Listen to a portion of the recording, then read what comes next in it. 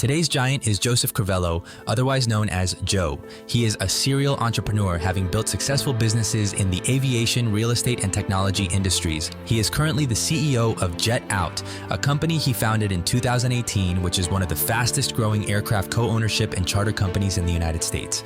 Jet Out has been disrupting the fractional ownership industry and is currently scaling its innovative local national business model across the country. Joe is a licensed commercial pilot with multi-engine and instrument ratings. I refuse to stay in a victim mentality. I gotta stand and fight for my honor and my family. That's how I did it, cause you know that's how it had to be. So now I'm slaying dragons and I do it happily. I told them I refuse to be another casualty. I looked inside the dragon's eyes and then I told them casually, hi, I'm a dragon slayer and I got a dragon lair. I'ma go and slay a dragon, then I'm gonna dragon here. I don't care, I ain't scared. Look inside my heart and there's a lion there. Conquering my dragons, I ain't fighting fair. It's great to be with Joe here. I have a personal relationship with Joe on Aviation and on Jet Out, so I'll disclose that first. So I started, when I became a pilot myself, I was flying with a gentleman, Mitch Wild, and we were flying in a Cirrus, unrelated to what Joe and I are going to talk about today, at least not directly related. And he's like, yeah. I said, well, what do you do besides teach people how to fly? He says, well, I fly for a tiny little airline. And I said, what tiny little airline? And it was a small airline that was basically servicing one company in order to solve a need. And you're going to go into that in more detail. And I was fascinated by this. He goes, you got to meet this guy, Joe. You got to meet him. He's a total entrepreneur. He's also a pilot. This guy's into everything. And you were flying a Cirrus too, weren't you at the time? I sure was. Yeah, that's right. So then he's like, hey, Cirrus are cool, but TBM, man, that's the way to go. And by the way, it always goes into the next thing. TBM, that's cool, but then it turns into the citation. So anyway, but it grows and grows. But the idea was that I was fascinated by him, and I ended up selling my Cirrus and then buying a TBM in Joe's airline. And then I watched him just radically expand this business. So I invested in the company, and that's been a great investment. Thank you, Joe.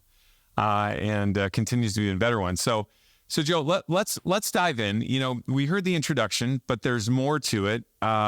Frankly, I think one of the coolest parts of your introduction is the fact that you are a pilot. You're not just a guy who understands the aviation industry, but you can jump in any one of the planes and, take it down to Florida to say hello, which is a very cool thing. But tell us more about what's missing in your intro that people should know. Well, it's a pretty interesting story. It's been a lot of fun. I didn't know that I was going to have the chance to get into such a fun business. I've been involved in a number of different businesses, but this has definitely been one of the most fun that I've been involved in. And that's actually kind of dangerous in my business, in the aviation business, because you have to remember, that you're running a business, and you have to keep a firm grip on the wheel. And frankly, we've seen a number of companies in our industries fail to do that. But we have a pretty cool story. It really goes back to that commercial real estate company that you referenced before. It's a company called Phoenix Investors. It's based in Milwaukee. In 2011, we just started building out this portfolio of industrial properties. And we were buying massive former single tenant manufacturing facilities that were just vacant. They had big manufacturing operations in them previously, probably Fortune 500 company. And they were just vacant and disused, and usually a blight on the community that they were located in. A lot of times, these facilities would host 3,000 jobs for a small community. So we were coming into these situations, buying these assets, and we were investing real capital to improve these assets, to make them leasable, and, make it so that we could actually put a tenant in there that creates some productive economic activity and brings some jobs back to the communities. So we started that in 2011, and, very quickly we realized that we were going to have to scale that business nationally. And we had to figure out how to do that. And that's really where the aviation came into it. Did you know that Leading Giants has over 120 micro-learning modules from 4 to 19 minutes on entrepreneurship, communication, anything to maximize your influence?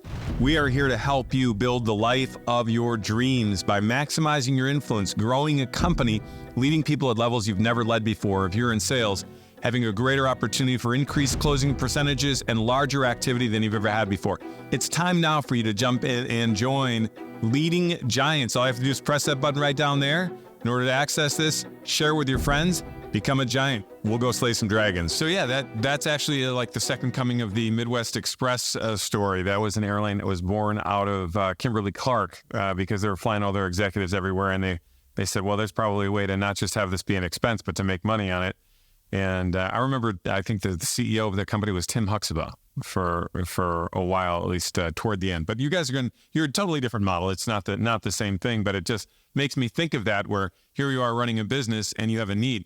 So how was that? What was the birth of the idea of you becoming a pilot to help solve this problem nationally? Why wouldn't you just scale like most people scale and put different people in different areas? Yeah, so we looked at really two possibilities. You know, the first possibility was the obvious one, right? Just that. You know, we set up branch offices, we increase our headcount, we increase our payroll burden, and you know, the complexity of the business dramatically. And you know, we probably could have supported the growth of the business that way, but it would have been slow and it would have been expensive, and it would have introduced new categories of risk into our business. It's just, you know, it's not easy to find high quality managers in every region of the country. And Dave, I know you know that that's true because I know you've gone through that yourself in the past in your career. So you know, we just saw this amazing opportunity because, you know, we were coming out of the Great Recession. This was, you know, 2011 when we started this business. We were buying assets for a song and a dance, and we knew we needed to move fast. So staying on that, the assets, so two things are happening here. One is that you're looking at an environment where buying real estate made a lot of sense, and buying real estate that most people would never have considered, these massive, massive buildings. I remember hearing about this at the time that you were doing it. So I want to hear a little bit more about that. Just the idea of like, how long did you hold these? How long were you? I mean, what was that like? And then let's get into this whole idea of how an airline starts out of that. But just I know that a lot of our viewers, because there's all sorts of people here that are like, you know, diving in, and one of our most recent guests, he just buys hard assets like real estate. But this is next level buying, what you guys were doing with what would seem to be next level risk. How did you guys mitigate that? What did you do? Well, I mean, you know, man, it was a school of hard knocks, right? You know, but we knew going in that wealth in real estate is created at the time of acquisition. And that is a lesson that has paid us dividends for years. So, you know, it's not the execution that creates wealth in real estate, right? You have to have the execution right. You have to have the execution right in any business. But the wealth is created at the moment that you buy that asset, because when you buy that asset, you should know not only what you're going to do with it, but what your plan is to get there. And then, you know, we had that vision at the time, and it panned out for us. But, you know, man, let me tell you, I mean, we, you know, we were getting into industrial real estate for the first time, and we learned a lot of lessons. I mean, you know, you buy an 800,000 square foot former industrial facility, and you find out that it costs $1 million a year just to heat the facility if you don't want the pipes to freeze. Yeah, I mean, you know, huge. It's incredible. It's, you know, so we had to develop strategies. We had to develop a playbook that, you know, we knew would solve these problems and would be scalable, would be something that we could apply to future deals and future investments. So like, for example, just taking that example a little bit further, typically when we would acquire a very large property after we learned that lesson, the first thing that we would do is we would actually drain the water out of the water-based fire suppression systems in the building immediately.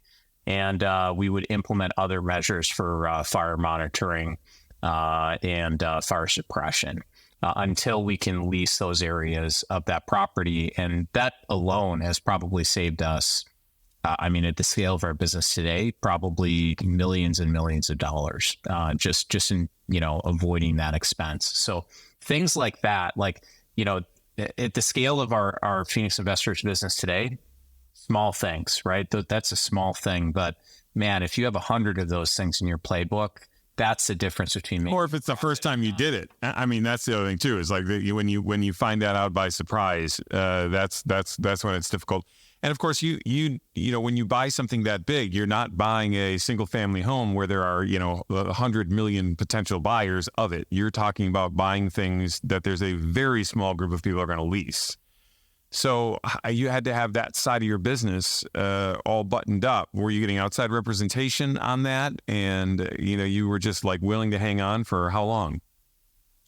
Yeah. So absolutely, we worked with a lot of brokers to find tenants that were suitable for these properties. But what we knew going in was that given that, we were buying large facilities that predominantly were owned by Fortune 500 companies in small communities, we knew that there was a great workforce there in every single one of those towns. That's why that Fortune 500 company was there. They were making widgets, they were making whatever they were making, but they needed people to run that business. They needed high quality employees.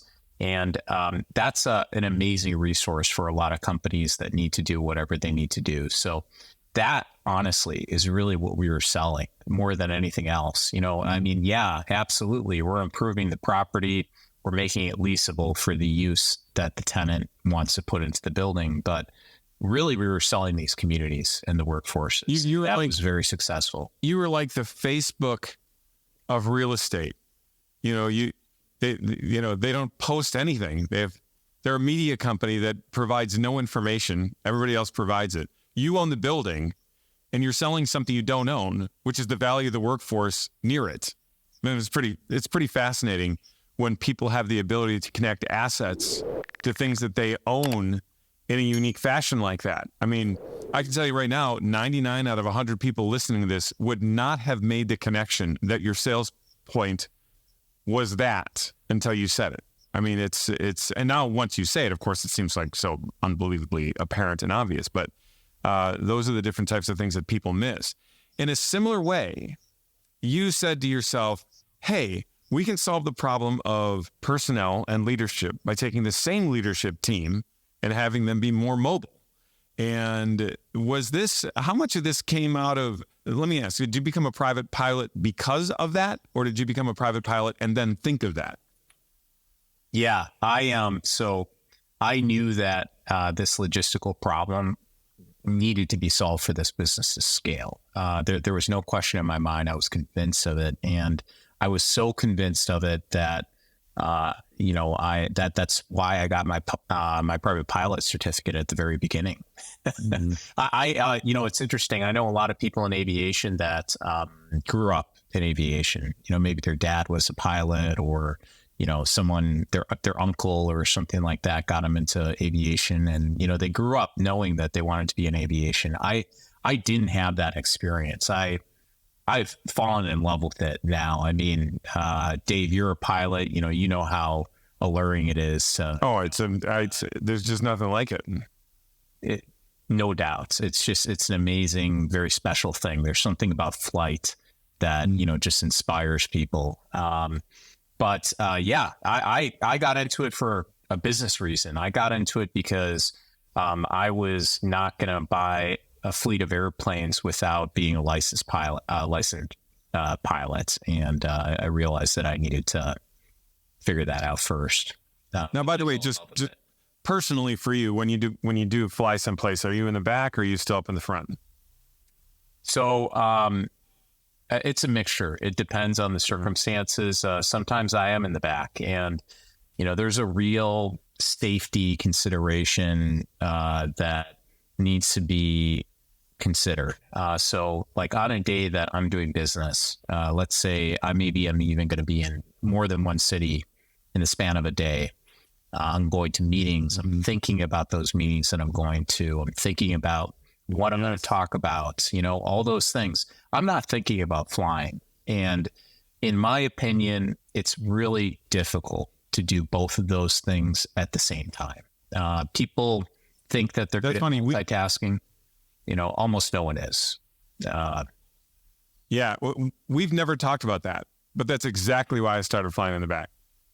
That's the exact same reason. I remember thinking to myself, first of all, you have to fly a certain number. In my opinion, if you're not flying 300 hours a year, you're not as safe as you should be. I mean, this is definitely something where you want to remain sharp. And the idea that I would need to do all the flight planning and pay attention to everything so intellectually like that, and the business that I had in my mind. I mean, I'm driving a car and I should be thinking fully about driving the car, but what I'm thinking about is the meeting that I'm going to, who I'm going to influence. I want to get on the phone to talk to somebody on the way there. And those are just things that you cannot do. I mean, by the way, people are actually experienced enough pilots to do that. It's just dumb. That's why they say there are old pilots and bold pilots, but not old, bold pilots, right? And so it's interesting that you said that whole idea, because here people would say, oh, here's Joe Crivello. This guy's a risk taker. Look at him. He's buying buildings worth this amount, and he's a pilot and he's doing all these things. And you're like, hey man, that's too risky. Yeah. I mean, that's a funny thing to most people. They wouldn't get that. They would just think that these risk takers are people that are unleashed, but they're not. The people that most people consider big risk takers are people who mitigate everything to whatever degree they possibly can, and then step into a fray that most people are afraid of. And you've done that well. Okay, so you are a pilot. Now you're flying around. You're flying yourself around. You're flying your other partners around in Phoenix. And all of a sudden you say to yourself one day, there could be something more here. What's that moment? Yeah, so it really was when I had enough conversations with guests that we had on the airplanes asking me, how the heck are you guys doing this? Mm-hmm. Because they saw what it meant for our business, what it did for our business, because, here they are, they're sitting in the back of our airplanes, they're visiting 5 different cities in one day, and they're seeing this incredible spectrum of properties. Maybe they're, it's a banker that's offering us some financing. Maybe it's a contractor that's going to work on a number of our properties. The efficiency that they see firsthand when they're a guest in that airplane is so addictive, and it makes them, start to think like, wow, like what if I had this in my business?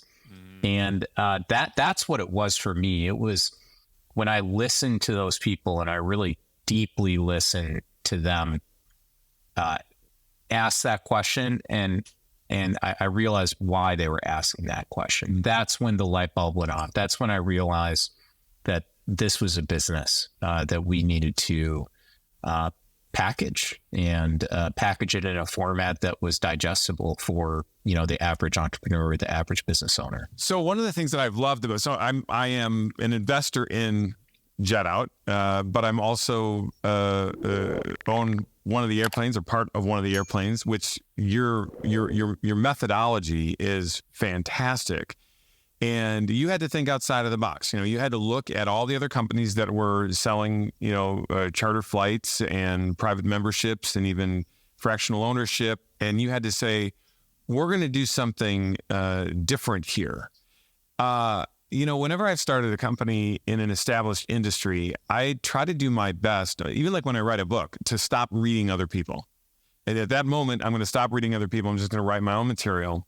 And when I enter into another business, I'm not ignorant of or pridefully isolated from what has happened. I want to know what people have done that makes it work. But then I step away from all of that and I say, how can we do this in a way that nobody else has ever done it before? And is that possible?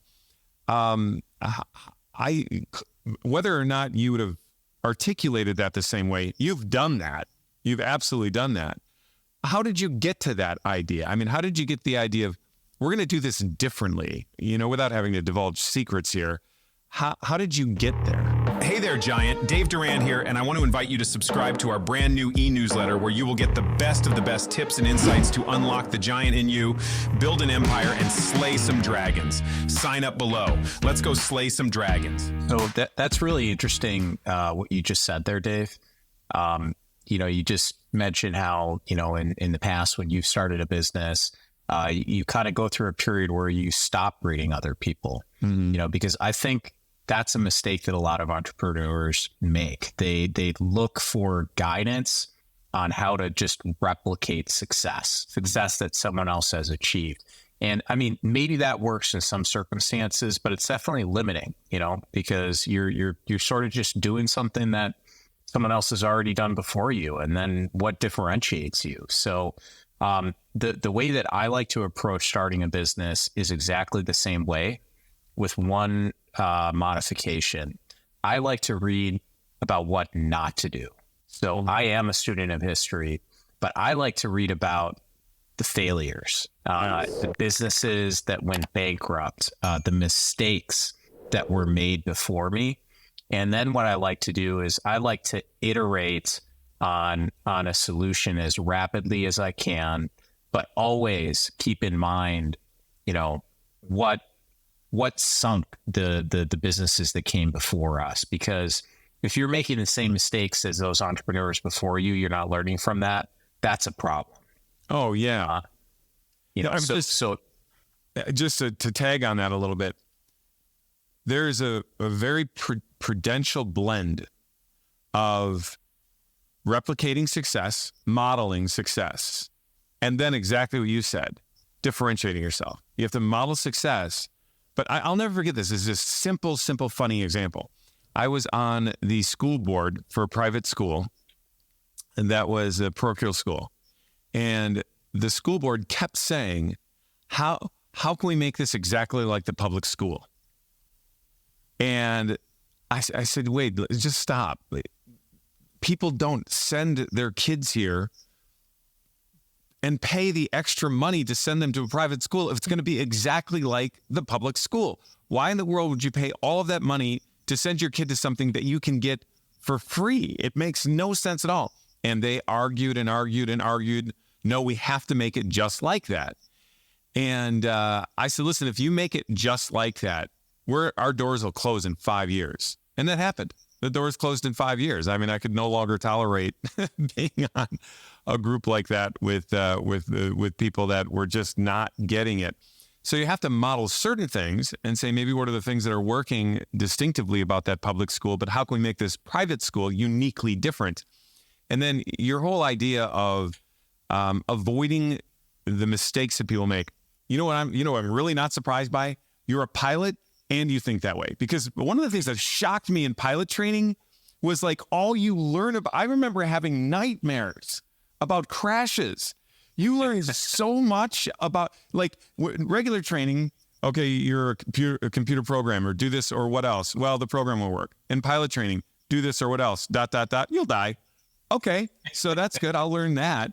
And so you have to learn. You're forced for a period of time to learn about all the mistakes that people have made that are huge. So to adopt that in building a business makes a whole lot of sense. And you start to realize, wait a second, learning about this shouldn't make me fearful. It should make me abundantly courageous, because those were very avoidable mistakes. And that seems like what you've done here. Absolutely. It's really a form of power. If you know what caused problems for the people who came before you, that is power, because you can avoid those mistakes and you can innovate and you can take it a step further without succumbing to those same forces that sunk the people who came before you. So I love that. I love that about aviation. You're absolutely right. It's such an aviation thing. It's it's a risk averse methodology, but I don't think that risk averse means no innovation or lack of innovation. There are ways to mitigate risk while doing things that are extremely innovative and are differentiated from the marketplace. Certainly we've tried to accomplish that at JetOut. Giants, we need your help with something. The world desperately needs more giants like you. Head over to Apple Podcasts and give this podcast a 5-star rating so we can build an army of giants and go slay dragons together. So TBM, great airplane. Of course, it's like, as a pilot, this, you go through type rating where it's like, okay, I can fly this, and now I can fly a high powered, plane. And now I'm type rated in, all the way up through jets. So the TBM really is like the, I always tell people it's like showing up in a parking lot in a Ferrari. It's the fastest single engine turboprop that exists out there. But it's smaller like that Ferrari. So you can get there fast, but you're not sitting in a Cadillac, which would be more like the Pilatus that goes a little slower and yet is a little bit more comfortable. But it was like so mission oriented, and I just personally fell in love with it. But I understand that you guys started with 3 TBMs, and walk through this. 3 TBMs turns into how many? Turns into, wait a second, a TBM is cool, but now we're going to add, the CJs. Just kind of walk through that growth. It's exciting to hear what happened. And I also wanted you to mention this because I remember this happening. You went through a tough time because of one of your key players going through a tough time in the midst of all sorts of growth. So you should tell that story in addition to how it ties to the growth that you had. Absolutely. One thing that I've learned about starting businesses is that you don't really know what problems you're going to have until you have them. It's not about, I've learned to mitigate risk, always mitigate risk when you can, but you don't really know where the threat is necessarily going to come from.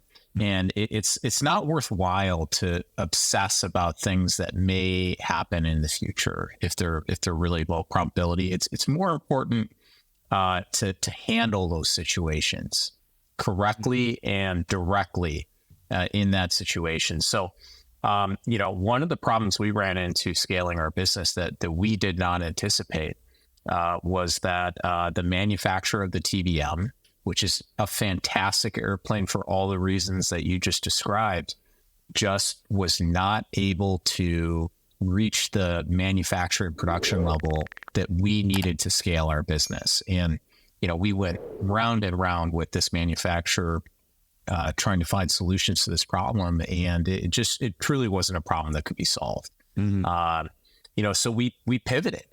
We pivoted to the 525 aircraft type, which is, the Citation CJ4 and the Citation M2 and, some models in between.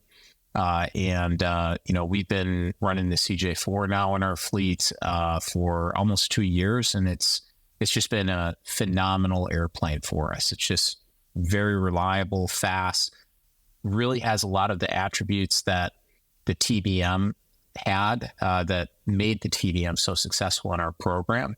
It turned out to be a great pivot for us. If anything, it's made our program more attractive to our clients. I think, you run into problems like that and you solve for them. That is entrepreneurship in a nutshell. But so here you are buying a bigger fleet. You're hiring pilot after pilot after pilot. Talk about training. People are like, hey, I have a hard time training somebody at the front desk. You have to train pilots, and there's a lot of pilots out there. Of course, there's a shortage. We know that. But, despite the fact that there's a shortage, there's a raw number of a lot of pilots. But finding pilots that have what JetOut offers is fantastic. They have the ability to fly safely, okay? And their checklists are amazing. You just sit there and watch it because you're right in there, and you know that they're following everything to the book perfectly. but they're super customer service oriented in just a fantastic way. I mean, they are just like, they're rolling out the red carpet for everybody that's flying, and to have that kind of technical ability, the actual physical skill to do what they do, and to also say, hey, I'm going to make this experience, I'm going to make you feel like every time you get on this plane, you're Elvis Presley. That's a pretty amazing thing. So you had to train a lot of people over a short period of time to do something that is quite difficult, that required many different skills while you're investing tens of millions of dollars to build your fleet. And all of a sudden, a key player goes down for a bit. What happened there? Yeah, absolutely. So we had a really tough time that we went through. Actually, just last year. This is just now the beginning of 2024. So when we started Jet Out, I knew that vertical integration was going to be a really important part of how we were going to make that business successful. One of the things that we figured out with Jet Out is that we could reject the typical philosophy that we were going to compete with, which was that airplanes should live on the road. They should be in a floating fleet. They should be moving all across the country. Pilots should be moving with them. We believe that in today's day and age, in today's age of the internet and digital marketplaces, we think that that business model is going the way of the buggy. And by the way, there's literal proof of that, because of some of the companies who did that are not around, and were just a short time ago, without naming names. Absolutely. So we put our airplanes in one place. We base them in one place. Each airplane has a home. Now, we're establishing lots of homes for these airplanes all across the country, and that's how we're going to serve the whole country, is by establishing a network of these bases. But that model allows us to vertically integrate. It allows us to have a maintenance shop next to the airplane. It allows us to own the fuel supply for the airplanes. It allows us to, basically pull all that gross profit that would otherwise go to other members of the supply chain into our business. And that's a really important thing in aviation, because aviation is all about low volumes, high gross margins. That's how business is done. So very ripe for vertical integration. So kind of belaboring the point, but basically we started another company that was underneath the Jet Out banner that we called Jet In. It was a fixed base operator, which is sort of like a fancy gas station for airplanes on an airport. We did this development at $11 million new construction FBO facility that we developed on the last greenfield parcel on the Milwaukee Mitchell International Airport, which is the largest airport in the state of Wisconsin. And I recruited a gentleman to be the general manager of that facility. Extensive experience in the FBO industry, fantastic work ethic, great guy, young guy. And man, I mean, we were $11 million in. We were 3 years into the development. A few weeks before we were set to open, this gentleman had a stroke. This is a guy who had become a close friend of mine. Oh, yeah. The emotional pain and strain on that, completely separate from the business, of course, because that takes primacy anyway, was huge. And then in addition to that, you're left with all the responsibility that he had. Absolutely. And this guy, he's a young man, has a wife and a 2-year-old son. It's just, it was a horrible situation. So, and a big business problem as well. I mean, finding a general manager for an FBO of this size is something that takes months. Recruiting someone competent to take on that job, it takes time. And here we are. We're already behind schedule because this is post-pandemic, and our construction project was delayed like every construction project at the time. We had base tenants that had bought airplanes that had No place to put them. nowhere. Yeah, You yeah, they had that in your garage. right, exactly, and they were ready to move in, right? Yeah. So this was a serious situation we needed to solve for immediately, and it was probably the most difficult stretch of my career that I've ever had. But look, it was also one of the most inspiring times of my career because at the time we were already pretty well into our jet out business. We had a lot of really fantastic employees at jet out, and it was incredible. I mean, our jet out team rallied and they put their hand up. And so to make an articulation, jet out was a sister company to or a parent company to jet in? A sister. I know the answer to this question, by the way, but yeah. And so, but the reason that's interesting is because as a sister company, it wasn't like it was a sub. And so the willingness to jump in it was a cultural thing. And that's, I think, one of the things you've done so well is you've built an organization that has a tremendous culture. So, being an investor in the business is one thing. Owning one of the airplanes makes me a client, right? And so I come in and I have the customer experience all the time. And the customer experience is fantastic. It's one of the reasons why I want to invest. I said if this customer experience stays like this as the organization grows, you're not going to lose people. And frankly speaking, the jet in experience for me as a customer coming in and out, it was unnoticeable when he wasn't available.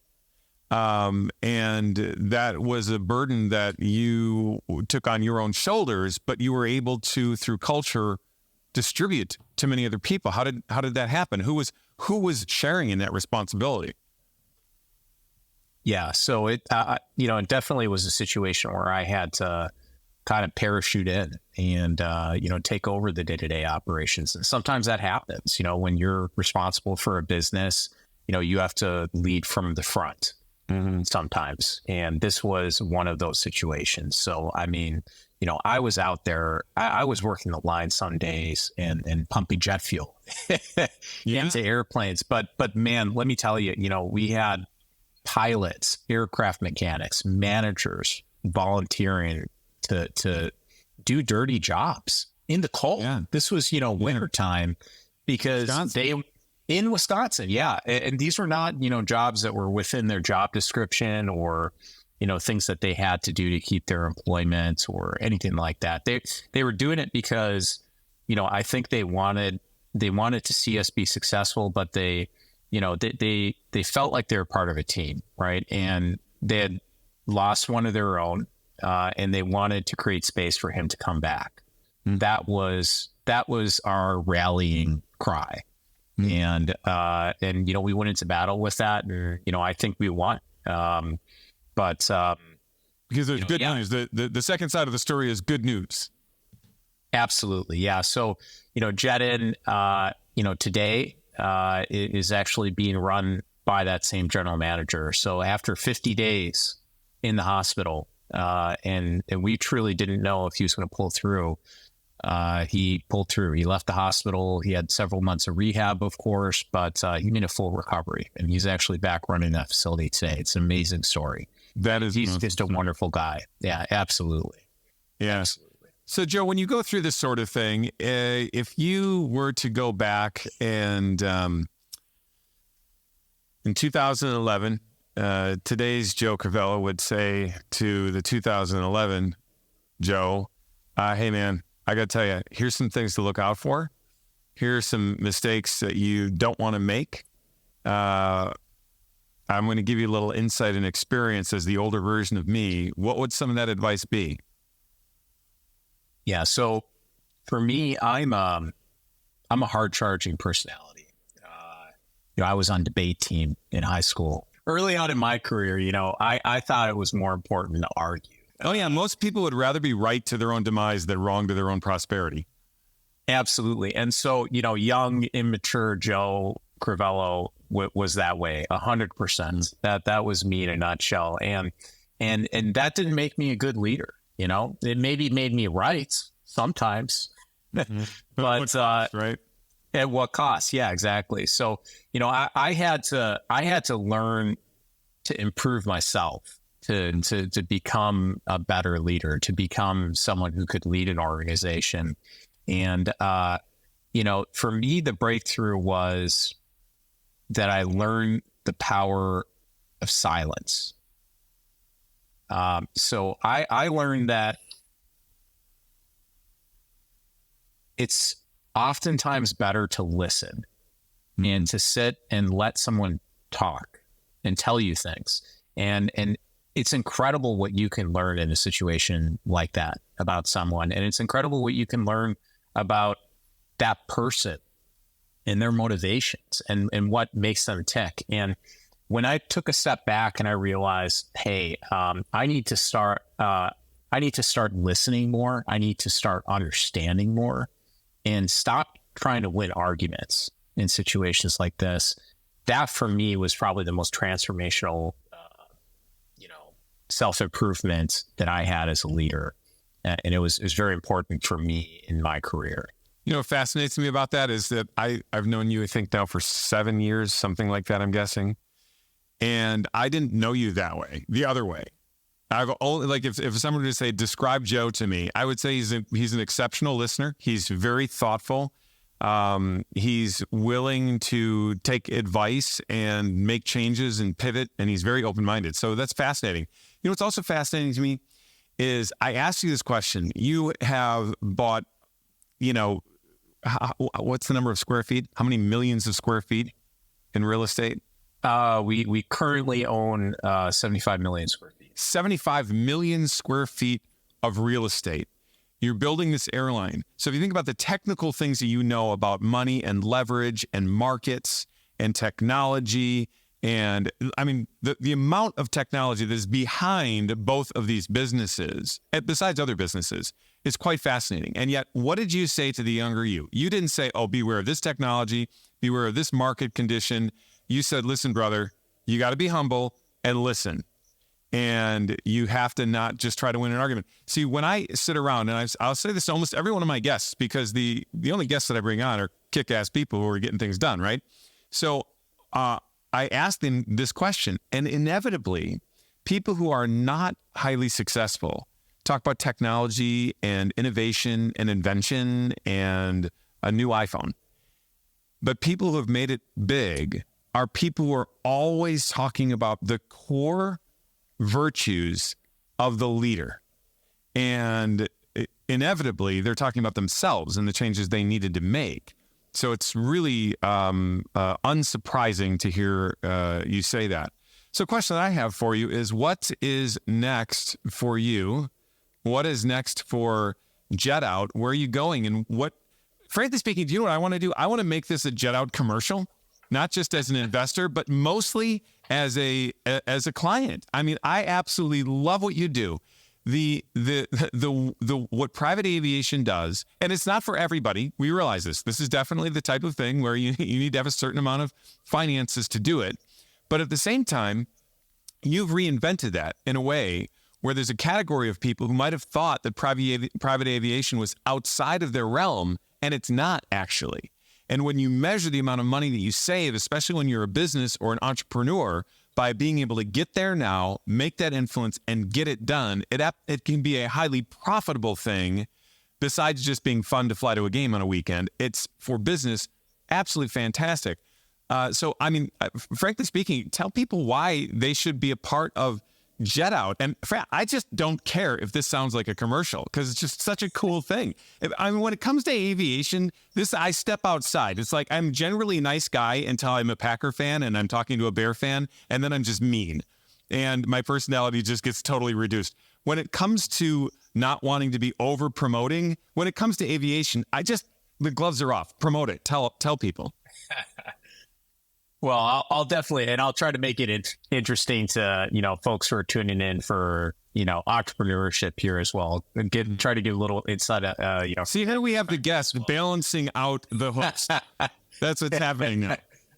Well, look, for us, when we started Jet Out, it was all about taking the value that we created for the Phoenix Investors business and trying to translate that into our clients' businesses and into their personal lives. So we wanted to basically take what we had built for Phoenix Investors, which was a very efficient corporate flight department, and we wanted to package it. And we wanted to package it in a way that, you know, our clients could consume bite-sized chunks of aviation, but not run them through the ringer in terms of pricing, just because, you know, they're consuming a smaller volume of aviation than Phoenix Investors was prepared to consume. So we knew that the only way that we could do that profitably was to standardize every part of our business.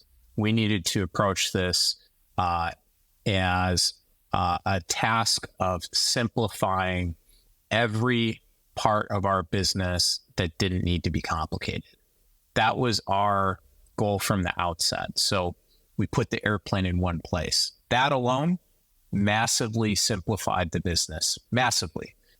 We were able to vertically integrate, bring more profit into the business. That enhanced the profitability of the business. Yeah, by the way, that's something that we really haven't talked much about, but you're profitable. I mean, that is not something most people would be expecting of a young airline buying a bunch of airplanes, that you would even have the P word associated with it. And that's an exciting thing for I think the aviation industry. Frankly speaking, I'm rooting on Jet Out more than I am anyone. But I think that there's a change that needs to take place in all of aviation, and you guys are at that point where you're kind of carving that path.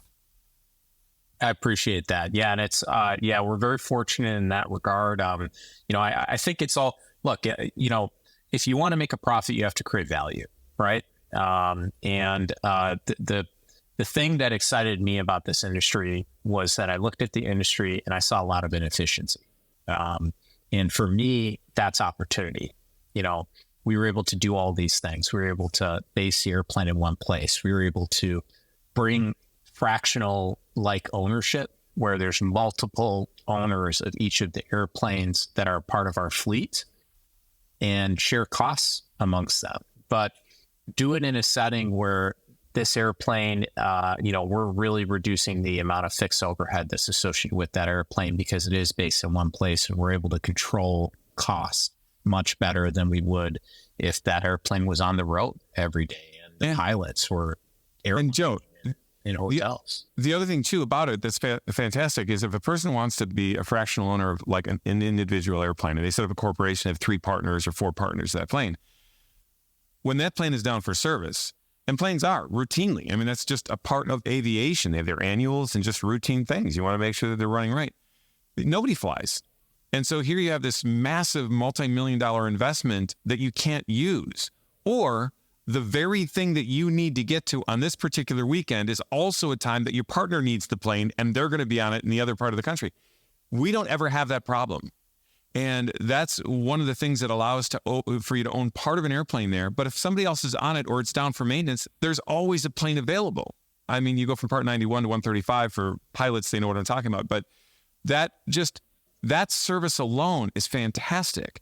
And it's, you know, it's not entirely unique, but the way you do it is unique. You've handled every objection ahead of time for a person who wants to be in this sort of environment in a unique way. Who influences you? You know, when you think about, you know, you're unique to who you are. I mean, you're starting something here on your own, but even people who have been great musicians are like, yeah, I was always influenced by Bob Dylan. You're like, I had no idea, you know? Who influenced you?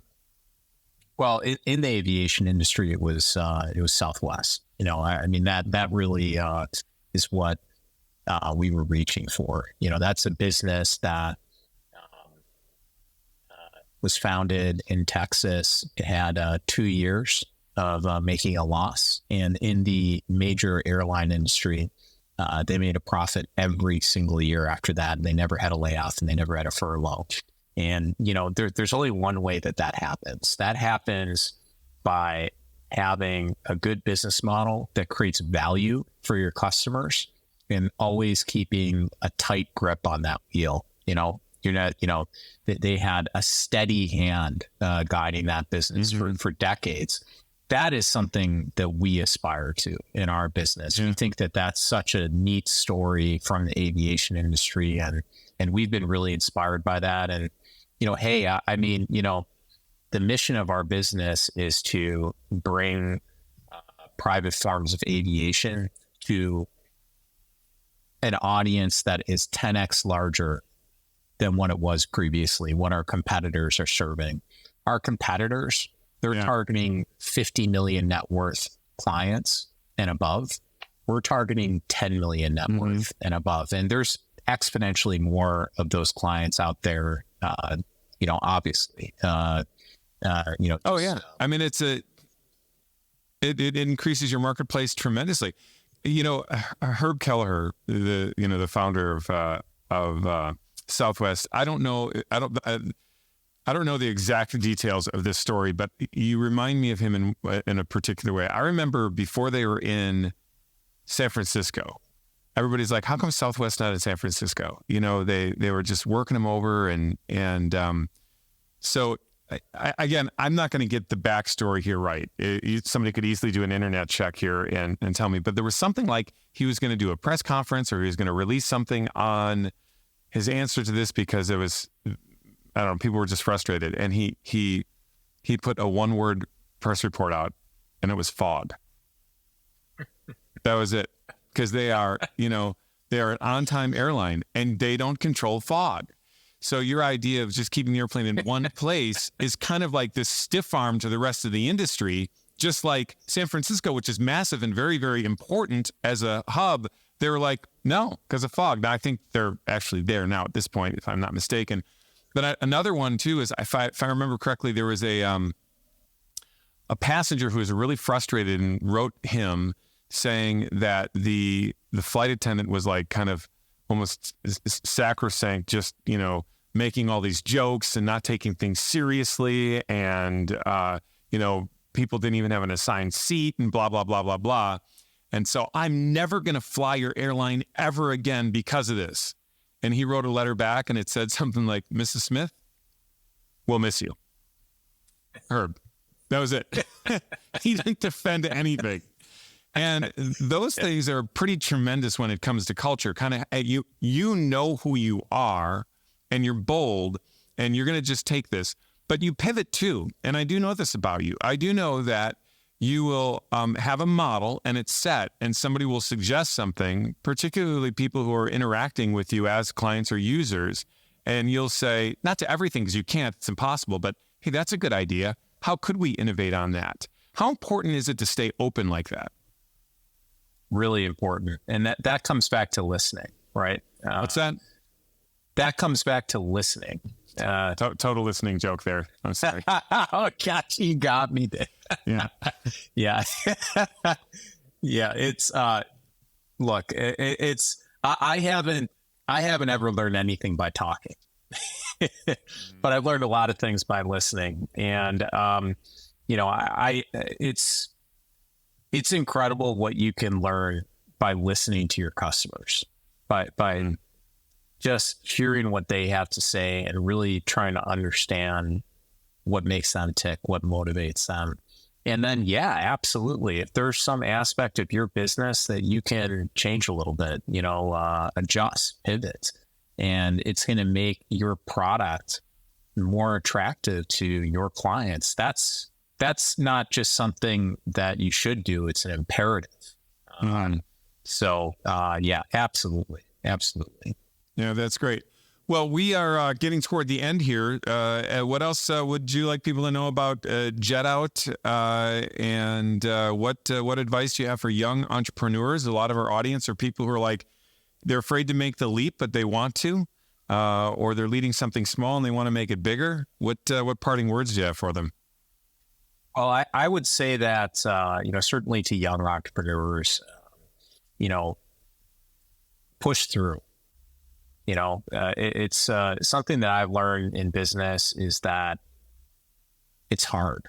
Mm-hmm. It is hard to start a business. It is a million times harder than than I thought it was when I started out. And it just, sometimes it just continuously gets harder. The bigger the business gets, the more ambitious you are in your vision. Nothing gets easier. If it was easy, everyone would be doing it. And, I hate to, use a turn of phrase like that. That's so cliche, but I learned that the most important thing in achieving success in a business is grit.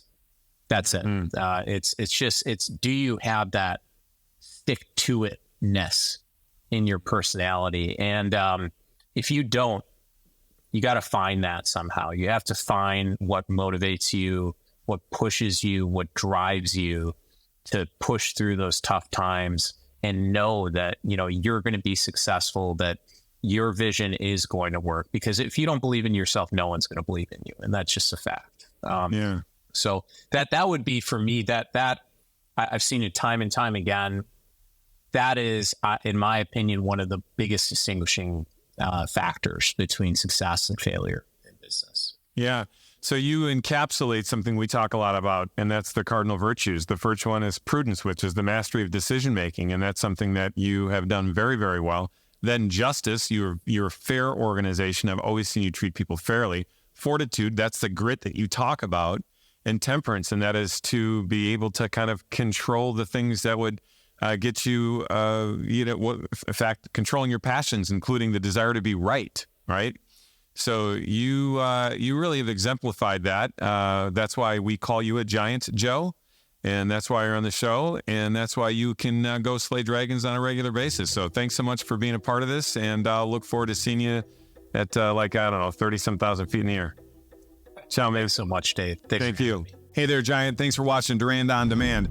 I need your help with something. The world desperately needs more giants. You know it, and I know it. We've been around a lot of people struggling, figuring out how to make things go. So hit that like button, hit that subscribe button, share this with as many people as you can. We're going to build this audience, and we're going to help people slay dragons together.